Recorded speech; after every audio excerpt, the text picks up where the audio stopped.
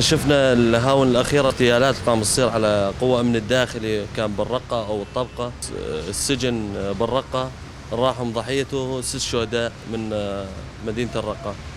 هنا احنا أهمية الحملة هاي الحملة إنه تظل مباشرة على طول بهالأيام هاي، ومن خلال محاربة داعش أو خلايا الاحتلال التركي قام تصير على مناطقنا هون بشمال شرق سوريا. قوى أمن الداخلي وقوات سوريا الديمقراطية نحن يد بيد لتحرير مناطق شمال شرق سوريا.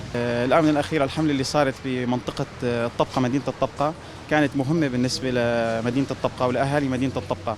بالأخير سمعنا يعني عن المشاكل اللي صارت، أعمال الشغب اللي صارت، السلب والعنف يلي صار بمدينة الرقة وما حولها.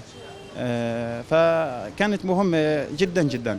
يعني بما أنه طلعوا الحملة كانت قوية جدا ما شاء الله عليهم.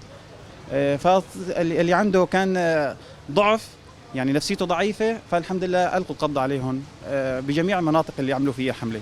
ونحن نأكد دعمنا لقوات سوريا الديمقراطية ويعطيهم العافية.